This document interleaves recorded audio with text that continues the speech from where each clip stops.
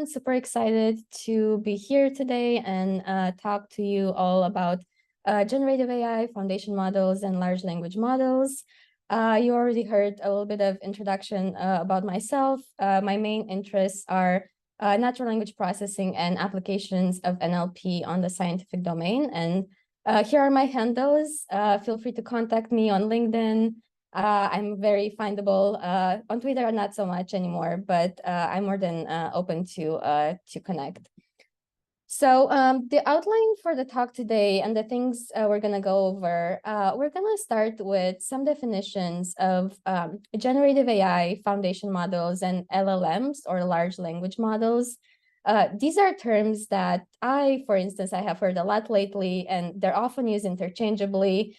So I wanted to have an understanding for myself of what do either of these terms mean and what do we mean when we say one or the other. So we're going to start by creating that common foundation for today as well.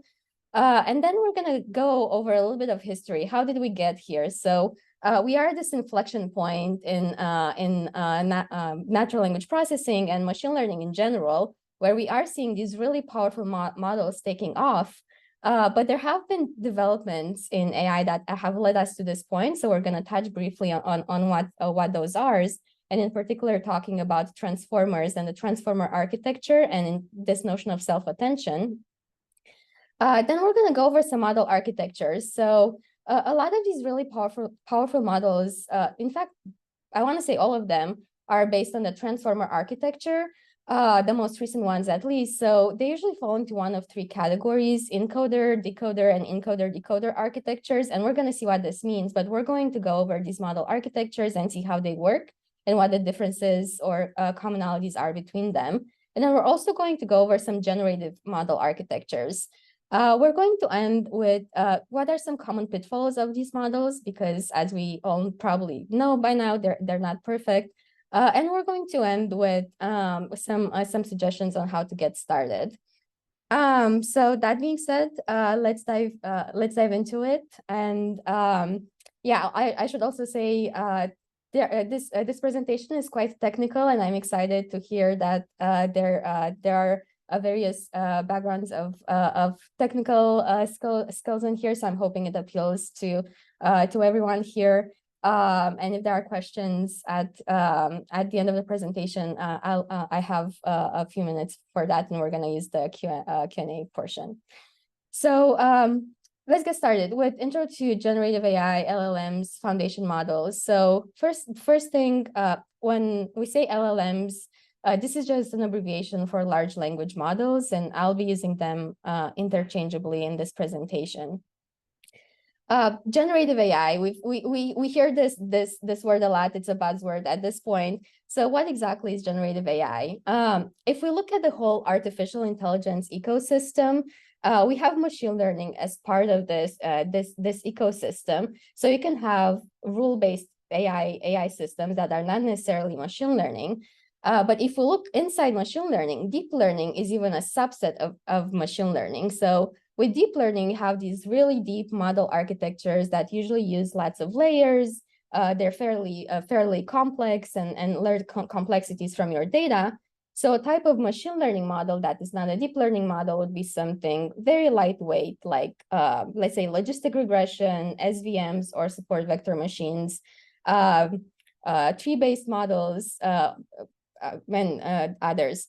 If we look inside the deep learning, so generative AI is a subset of deep learning, is a branch of deep learning, and it's a particular type of AI system, AI technology, that has this particularity that it can produce various types of content. So that's the generative part. It can produce text, imagery, audio data. It has been used to produce synthetic data as well. But as long as your model is generating content, then it is part of generative AI.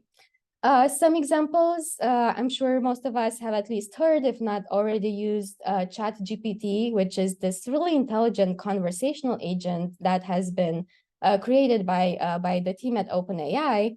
So the way ChatGPT works, you input a query. So let's say, help me plan a 2-day trip to Hawaii. And ChatGPT is giving you back this really complex and a really good, in most cases, answer, right? At its core, what ChatGPT is doing is it's literally generating one word at a time. So this entire query, however complicated or good it looks, and in whatever format it is generated one word at a time. It is able to understand your query and language really well because it's a really good answer, but that's the generative part of it. DALL-E is also another type of model created by OpenAI, where you have a text-to-image generation system. So similarly to ChatGPT, you start with a query. So your query can be an oil pastel drawing of an annoyed cat in a spaceship, and this is actually what I generated with DALL-E. And then the system, DALL-E, gives you back an image that is a representation of your query. So this is, again, the generative part of it. It's literally creating the image from scratch based on your query. And if you're into Gothic images that are of really high quality, Midjourney is another system that is able to do that. That is really, really impressive quality of images. There are other applications of these generative AI systems, and for instance, on the biomedical domain, so you can have an image in a type of what we call modality. So you can have an MRI, a CT scan, or an X-ray. So you can use generative models to start from either of these modalities and translate to a different modality. So let's say you have an MRI scan, and then you can build a generative model that is able to translate and generate the equivalent of a CT scan or an X-ray from an MRI scan. So at its core, it's doing the same thing as ChatGPT and DALL-E, where it's taking your input data or your input query.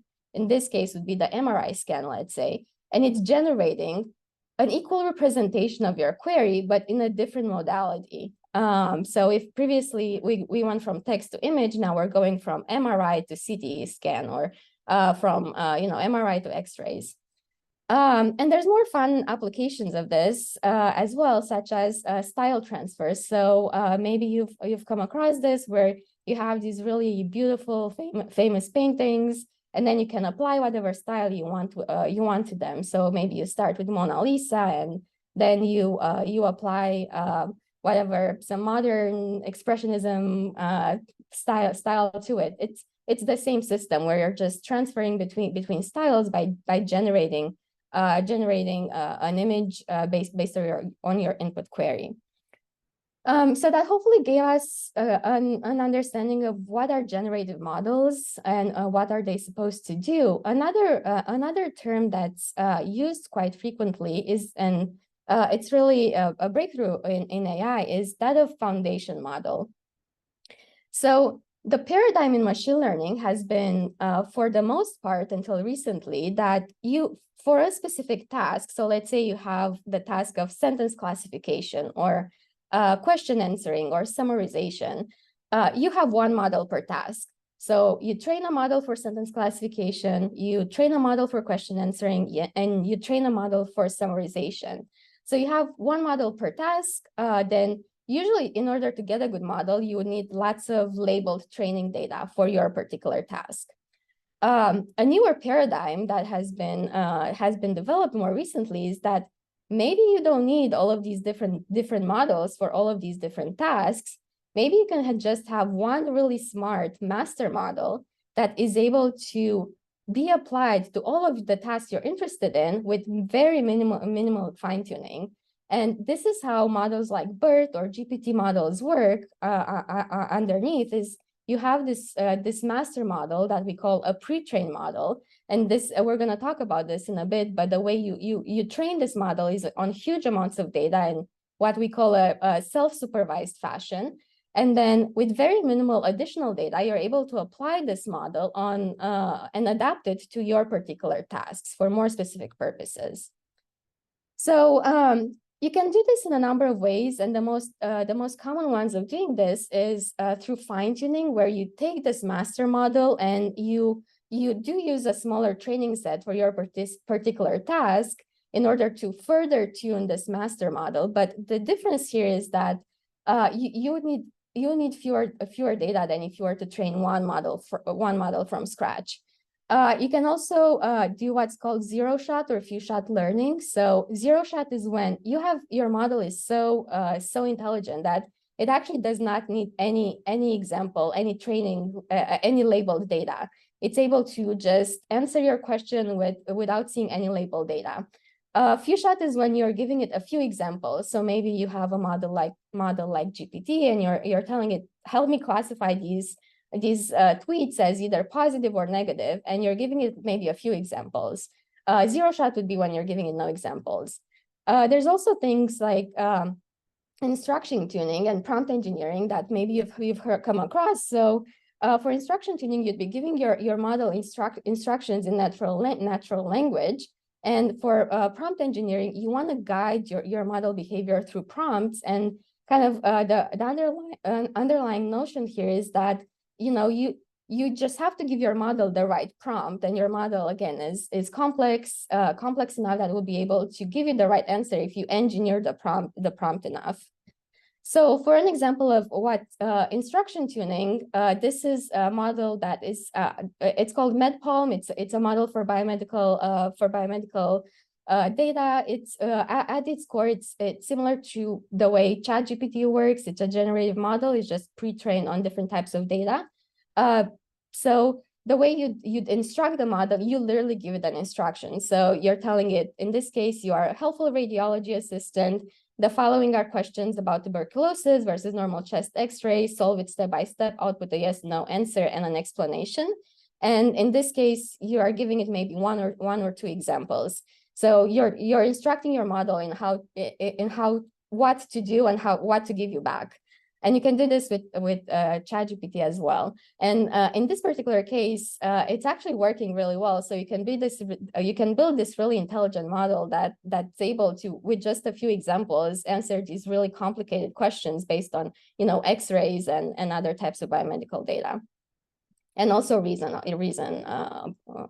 based on the data.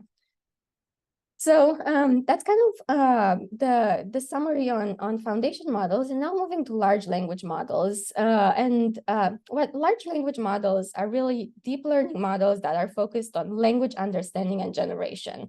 So they are a subset of foundation models. You can have foundation models with other types of data. It doesn't have to be language. A lot of the models we work with or we're interested in are maybe built on, proteins or chemicals or other types of gene expression data. So it doesn't have to be language necessarily. But large language models are focused on language understanding and generation. And the large in it literally refers to the size of these models. So large language models are not new necessarily. They've been around for a while. Since I think the earliest considered one is Elmo in 2018. What's really impressive is that they have grew in size. So Elmo had around 94 million parameters. BERT, which was a really pivotal large language model, was around 340 million parameters. GPT, now ChatGPT is based on GPT 3.5 and GPT 4, the latest ones. There has been GPT 1 and GPT 2. So GPT 2 was around 1.5 billion parameters. GPT-3 is 175 billion parameters, and GPT-4 it's estimated to have around 1 trillion parameters. So you can see these models are huge, and they keep getting better and better because they are really deep learning models. 1 trillion parameters. That gives you a lot of representational power to understand language at its fundamental scale. But also you have to have a lot of data to train them on, because otherwise, you can't have such a deep learning model that you don't have a lot of training data. So GPT-4, for instance, or the GPT model family of models are trained on whatever is almost everything that is available on the internet. So that gives you again a lot of power. And as I mentioned, there are other types of models that are making use of these advances that are not necessarily based on language. So there are what we call protein language models, where instead of starting from sentences with words, you start from protein sequences. So a protein sequence is made up of amino acids, and you can make the same kind of like analogies. You can think of a word as an amino acid, and then a sentence is the sequence of amino acids.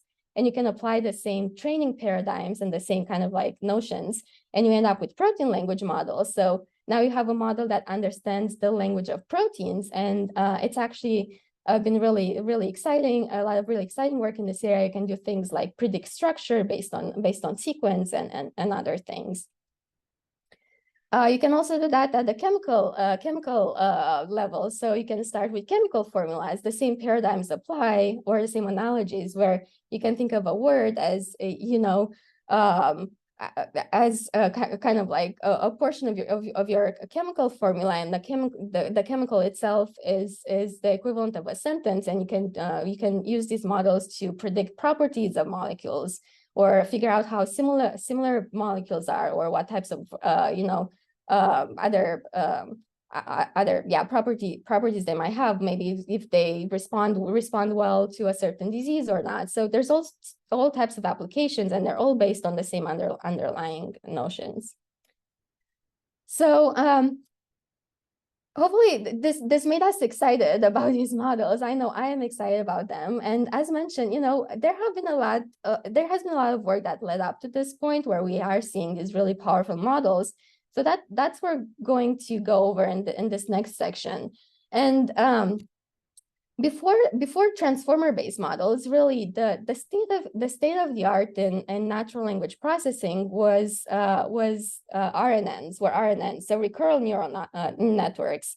And recurrent neural networks, as transformer models, they really are trying to answer this question: how do you model relationships between words in a way that the computer is able to understand? So, a computer does not see a sentence per se. You have to feed it in a particular format, and then you have to model those relationships between words in a way that makes sense. So the way RNNs work is you're feeding in your data sequentially into the model. And so let's say you have a sentence such as the students opened their book. What happens is each word in this sentence, you are feeding it into this model, and you're passing it, and you're learning these weights. So you create a representation that then gets fed basically left to right. So you have the sequentiality of your network, where information is flowing through the network from left to right. So if I look at the representation for the word students, I'm able to see the representation for the word the. If I'm looking at the representation for the word there, which is the last one, I'm able to see all of the representations of the previous words. And then what you're interested in is outputting the next word. You always want to output the next word. So in this case, you want to output, let's say, books. You're outputting this word from a probability distribution. So you always have this way of holding information about the past in this network. And these models were great, particularly for translation, and they're still really good for translation. But the transformer model architecture was really what changed the game, and we're going to go over what are the differences between transformers and RNNs. But there are some differences that are very, very important to know. In particular, that in transformers, you don't have this notion of sequentiality, because your input gets in at once. So information is not necessarily flowing from left to right. You don't have to feed your words one at a time. Your model does not see the words one at a time. You're feeding the entire sequence at once. And one really core idea that makes them really powerful is that they are based on this idea of self-attention. And this notion of self-attention was actually introduced first in 2017 in this really pivotal paper, Attention is All You Need. You might have heard of it. And we're going to see exactly what we mean by it. And another particularity about the transformer architecture is that they have an encoder-decoder model architecture, and this is somewhat similar to the way sequence-to-sequence model works. But basically, the encoder, which in the initial transformer model has 6 layers stacked on top of each other. The encoder is in charge of processing words in your input sequence. So when you feed in your sequence into this model, they first go through the encoder. And there's lots of particularities in what's inside this encoder. And if you're interested, I really encourage you to kind of like go and look into more detail to see what's inside the encoder itself. But once the sentence passes through this encoder, then it gets fed into the decoder, the representation gets fed into the decoder, which is in charge of outputting your answer. And it's also, the decoder is also based on 6 layers in the initial transformer architecture. So going back to self-attention, what is self-attention, which is really a pivotal notion in transformers? If you have a sentence like, the animal didn't cross the street because it was too wide, as humans, when we look at the representation of the word it, we're able to say that it refers to the street, because and not to the animal. So that is kind of like a common understanding that the model has to have as well. So this is what self-attention aims to do, is to give the model an understanding of what other words in the sentence should it attend to when it's computing its own meaning. So at its core, all of these models, what they're trying to do is compute representations for words. So when I want a computer representation for the word it, I want to know what other words in the sentence should I attend to in order to compute this representation. And you do this by computing what we call attention scores between the word that we're interested in, so in this case it, and every other word in the sentence. And these attention scores determine how much each of the other words should contribute to your representation. So if you have a model that's trained really well, then if you look at this word it should know to attend more to the street, because it will have a higher attention score. And that's how you know, that's how you're able to disambiguate kind of like the meaning of this word in the sentence. So we've said that, a transformer replaced RNNs as state-of-the-art in NLP. And why is that? If you remember, in RNNs, you have the sequentiality where the words get read one at a time. What this means is that you need to take multiple steps to make decisions that are based on words that are far away from each other. So if you want to compute the representation for the last word in your sentence, then you have to go through all of the previous words in your sentence, which means that you have O of the length of your sequence steps that you need to take for distant word pairs to interact in order to compute these representations. So because these are sequential steps, you can't really parallelize them. So you end up with O length of your sequence and unparallelizable operations. In the transformers, however, because you read the input all at once and you perform a small constant number of steps, there's no notion of sequentiality necessarily. You don't have the same problem, and you're able to process the input in parallel. And this was really pivotal, especially considering advancements in machine learning hardware in recent years that was particularly built for parallel processing, because then you have this really powerful hardware, but it's not necessarily going to help training RNNs, recurrent neural networks, but it will help train transformer models faster. So this is what makes modern ML hardware more suitable for a transformer-based model because it's able to speed up training through parallelization and up to an order of magnitude. So, if some transformer models take 30 days to train, then if you were to train an RNN model with the same data, it might take you, up to a few months, if not longer, maybe a year, something like that. And the other reason is, besides the speed of training, is also accuracy, because of the sequentiality in RNNs, it's really hard to learn these long distance dependencies, because you have to remember everything about the words before you when you're computing a representation. So there's lots of interesting issues here, but you have this kind of like notion of memory of previous words, and the information kind of gets lost through the network. If you have a large sequence, you're not going to remember necessarily very well what happened in the beginning of the sentence.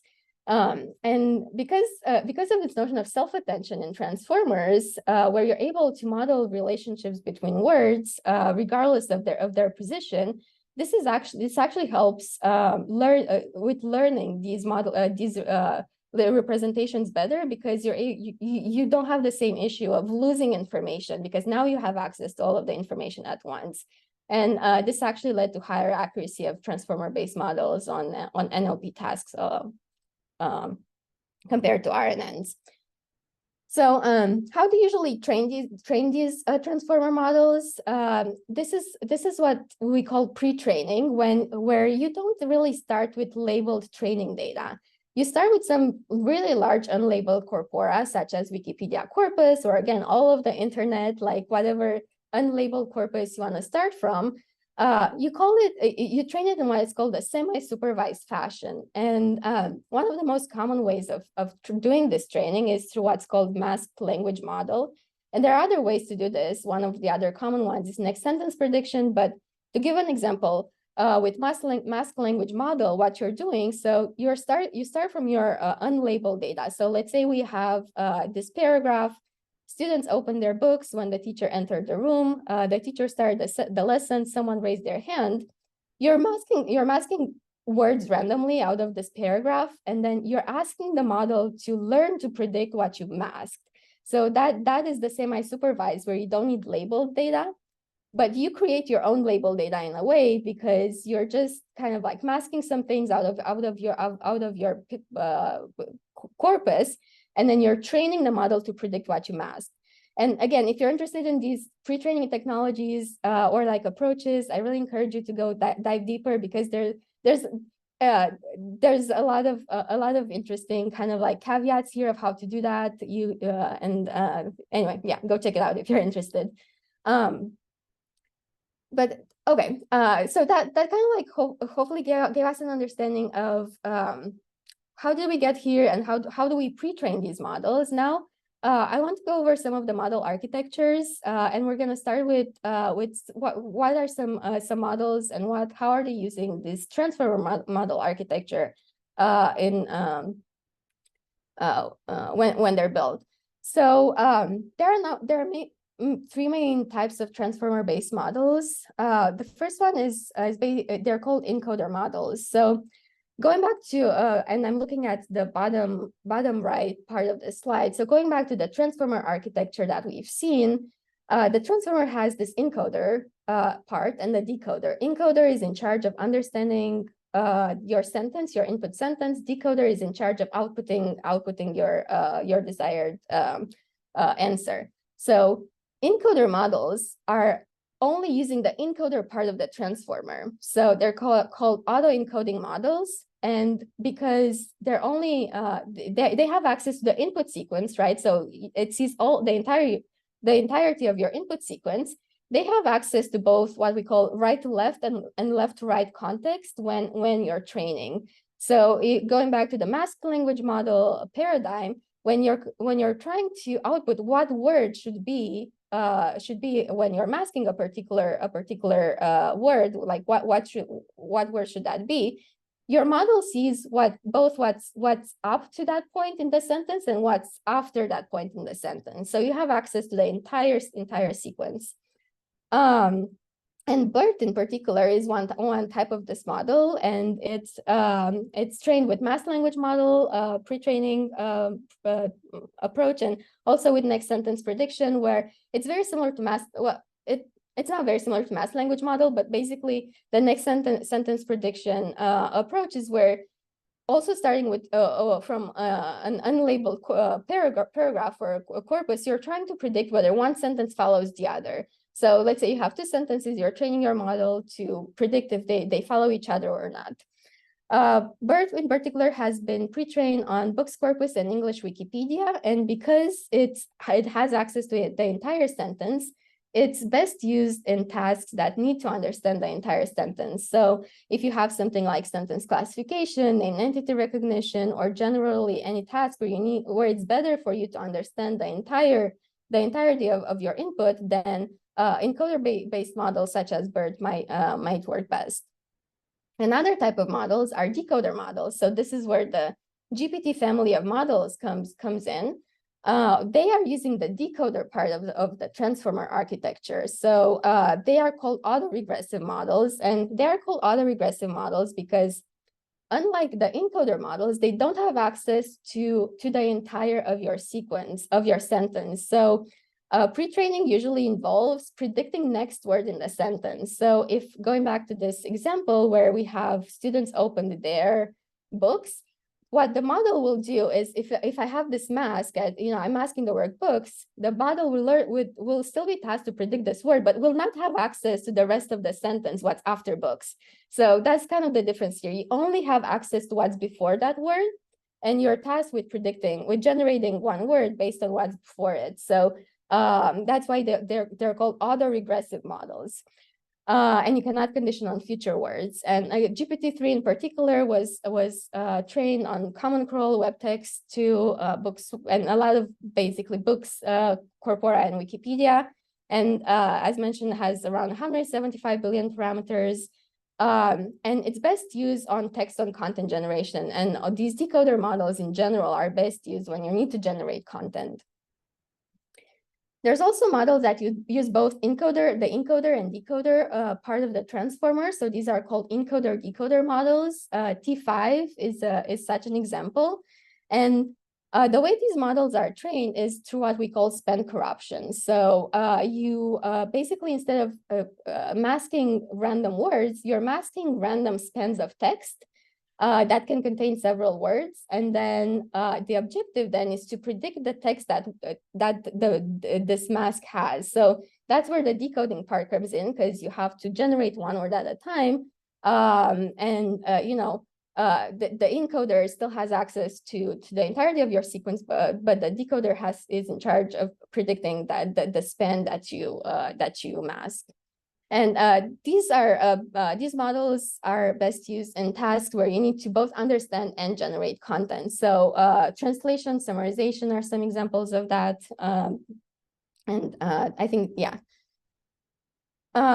These types of transformer-based models, so what we've talked so far, these have been NLP, natural language processing models. They're also applied to other types of data. So one really commonly used one is in computer vision. You have what is called a vision transformer.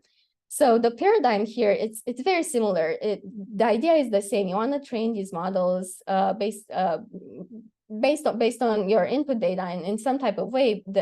The underlying analogy here is that if before you are masking words, here when you start with an image, you are masking patches of your image, and then you teach your model to learn to predict the patches that you're masking.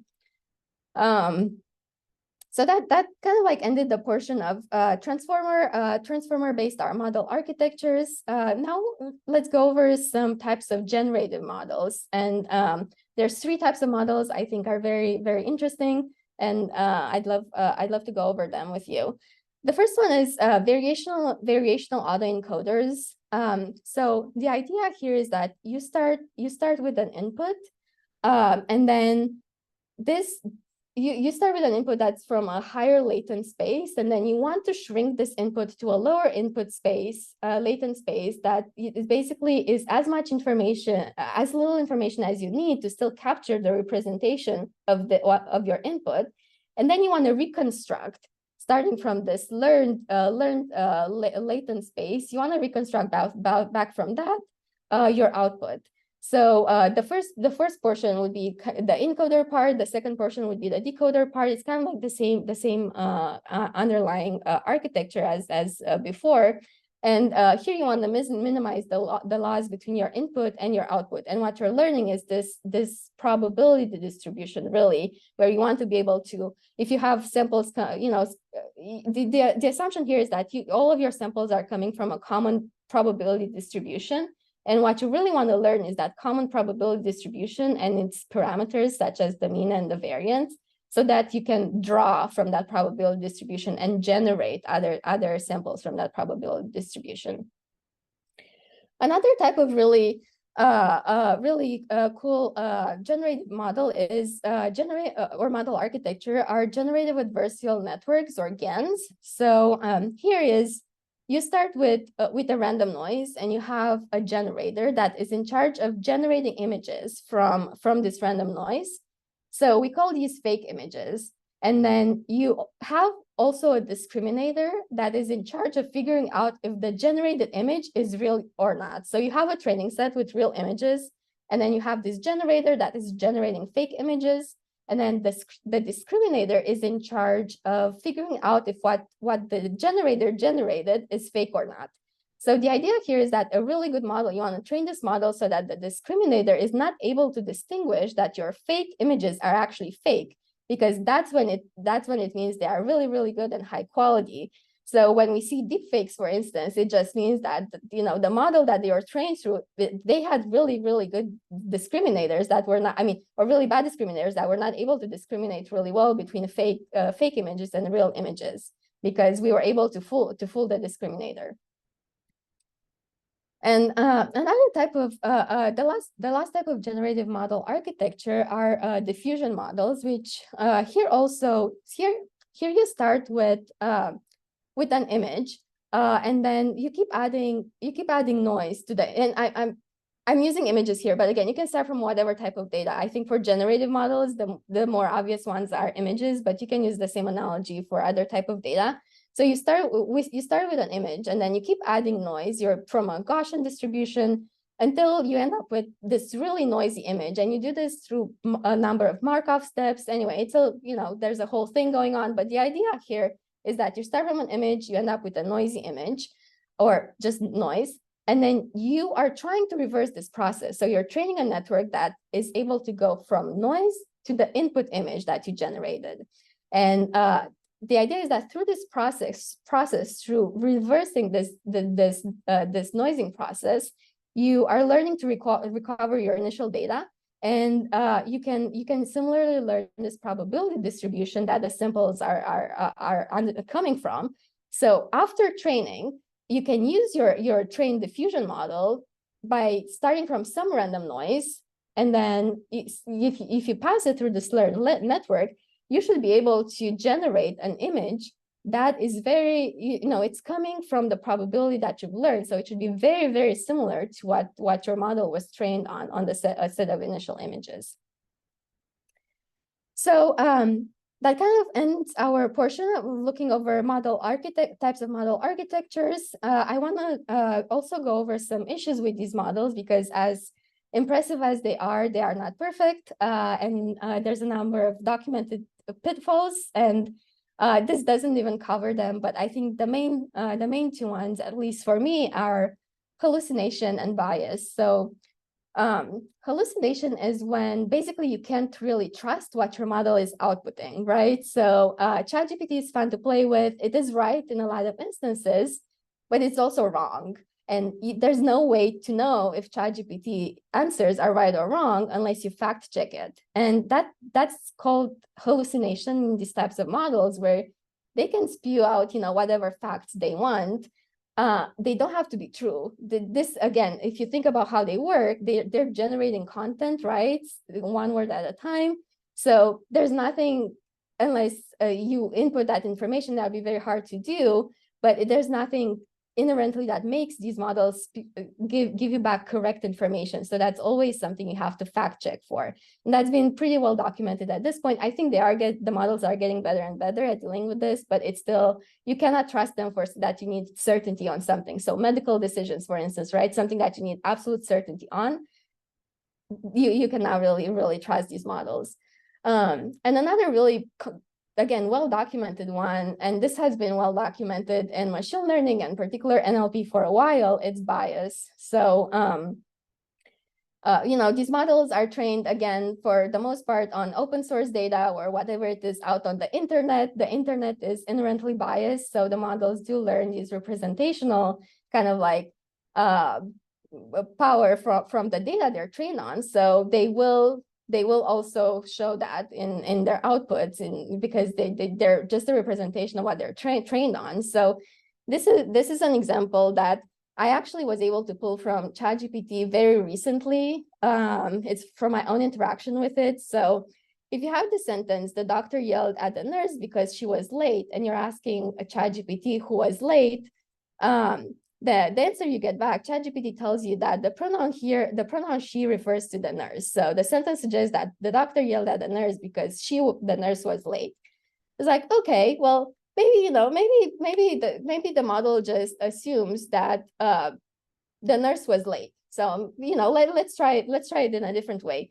The doctor yelled at the nurse because he was late, right? So the only thing that changes here is the pronoun, which she versus he, who was late. And in this case, ChatGPT tells you that, he refers to the doctor. And the only thing that changed is the pronoun. So that's clearly like some type of bias there.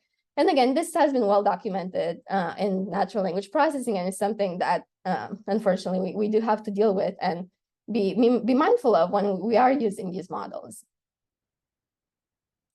So I also want to end on just some tips on how to get started, and these are just my favorite ones. I don't work for either of these companies or am affiliated with them, but I just like I like Hugging Face a lot. I think it's one of my favorite ways of building these models. You have access to a lot of open source large language models, and the most important one is that they're free to access.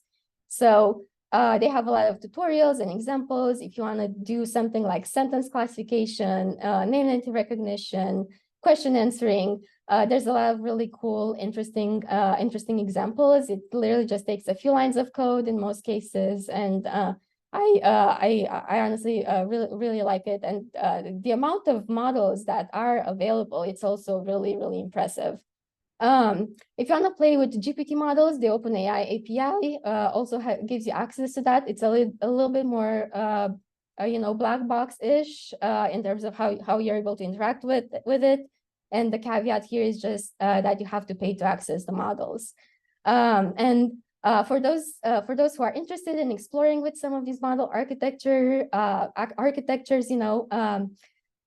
yeah, there hasn't been, I think, a time when there has been more resources available, like online, whether those are blog posts, YouTube tutorials, again, Hugging Face tutorials. So just get started with building a model. Like choose, if you have a data set in mind and a task, it doesn't, it can be a toy data set and can be something fairly easy or not. My recommendation is just like build a model for fun. And if you want to access, again, some of these large language models, I really recommend Hugging Face. So that's all I had. Thank you very much. Again, these are my handles. I'm more than happy to kind of connect on LinkedIn, even feel free to email me if there's anything of interest. Yeah, hopefully it resonated. I am curious to hear your questions. So let me know if you have any questions. And thank you so much for your attention. Thank you so much, Anna Maria. That was such a lovely overview. I love the detail that we dived into on the architectures, and we covered so many of the different models involved. A lot of times you get a really high level view of LLMs and you don't realize all the different types of models that go into building those. And I think this is really well explained. One of the best ones I've seen. So I appreciate that. Definitely want to make sure we allow plenty of time for questions. We have about 10 minutes to do that. Please feel free to use the Q&A box. If you are shy, you are also welcome to use the chat this time. Please feel free to ask any questions. And while you're thinking about it, I kind of have a question myself, and it's related to your background and the work that you're doing at CZI with graph-based models and NLP, and how there might be an intersection there, and how you might use graph-based models in your work with NLP. Yeah, so the way we use graph-based models, so what we deal a lot with are actually scientific research articles. So we apply a lot of these natural language processing on research articles to extract information out of them. It's a whole field, but basically there's thousands of papers published every day. So you want to find a way to aggregate this information out of them. And we have what we call entities, where each paper is abstracted by its entities, such as authors, journal it was published in, the concepts that are connected to that paper. So we extract from these papers, again, concepts, authors, journals, other types of entities, maybe genes, diseases, and then we create a knowledge graph by connecting what we extract in a knowledge graph. So then you know, it can go both ways. One, we're extracting things, and then we're putting that back in the knowledge graph, which it's kind of like the knowledge graph is ever growing. But then you can also kind of like, yeah, at that point you can do more interesting things like graph. I didn't touch on this presentation, but using graph neural networks to aggregate over the nodes in your graph, and then you can use large language models to kind of like inform, you know, how you're aggregating over them. That's also something that basically like embedding these types of like entities in your knowledge graph. Anyway, there's like lots of ways to interact them, but the graph-based part for us is just finding ways to aggregate over this knowledge graph that's really a scientific knowledge graph, and that's built with entities coming from research articles. Wow, I bet that's amazingly powerful in grabbing insights and connecting information and finding maybe even diving into causality sometimes. It sounds really interesting. Yeah, for sure. I mean, that's the end goal, where you want to be able to say, right, maybe this drug would have this impact on this disease, like, you know, or be able to, yeah, do like or like prediction of any sort, even link prediction. If you're able to have, you know, to predict the link between this disease and this drug, or this gene and this disease, so you're able to say, okay, maybe this disease is now connected to this gene. Like, yeah, there's all sorts of things you can do with it. Yeah. Amazing. Thank you for sharing that. I'm seeing tons of thank yous in the chat, and we do have a few questions if you have time. We have a question about privacy and data security concerns. They didn't elaborate further on that. I'm assuming that is in relation to the types of models that you're working on. So if it's about the models I work at, one of the really important kind of like values we have is open source. So everything we do, it's open source. Everything we use should be open source data. So yeah, I should caveat this by saying, I didn't introduce this, but Chan Zuckerberg Initiative is a nonprofit. So we function as a tech company, but we are a nonprofit. We are not affiliated with Meta. We are different entities. So a lot of the work we do is based on open source, and we really, a lot of the data we work with is open source as well. We don't really have any sort of private data that we're using in our models. You know, the research articles I was mentioning, that's largely open source data. There's corpora that's open source, available for everyone. So yeah. Wonderful, thank you. I have a question here from a digital marketer who's super curious and interested in natural language processing and prompt engineering, specifically related to Gen AI. How would you advise that they get started? The goal will be to land a role. I'm not sure. They want to get started in being able to be an effective prompt engineer as far as a profession, is what I'm assuming. And please feel free to correct me if I'm wrong, if that's your question. I hope I didn't butcher that.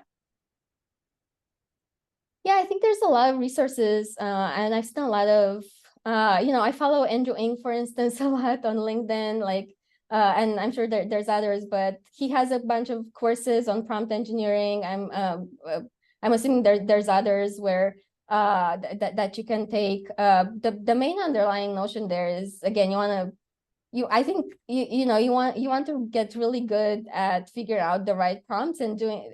I think you have to try it. You know, lots of practice. Yeah, lots of practice, like just try it out. But there's definitely like courses I've seen. I personally haven't done a lot of prompt engineering, because a lot of the things we're doing are mostly fine-tuning or trying to like zero a few shot models. But again, lots of resources. If anything else, yeah, just like follow Andrew Ng, and he posts very frequently about it on LinkedIn. Yeah, Andrew Ng is good. Yeah, there's a lot of resources, and feel free to follow up on that question if you like in one of our Slack channels, and I'm sure we can give you some more information on how to get started. There is another one here about hardware supports for LLMs and AI.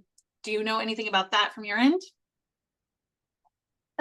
So I can tell from our end, we have recently made a commitment to actually build one of the largest computing clusters for nonprofit research. So on our end, the goal is to use that cluster to build these really powerful models. And again, back to our value of open source those models and the predictions for people, for the community to use. And that's a commitment we've made. And I think it's going to happen like next year-ish. If it's more of an individual level, honestly, like for fun projects, I use Google Colab. It has access to GPUs. You do get kind of like particular, like you do get kind of like only a particular amount of compute power. But if you're really interested, I think you can buy more. That's the one I use. Yeah, I think there must be others. Yeah. Yes, a great many. Yes, there could be a whole talk, I think, just on hardware supports and the tools, definitely. One more question if you have time.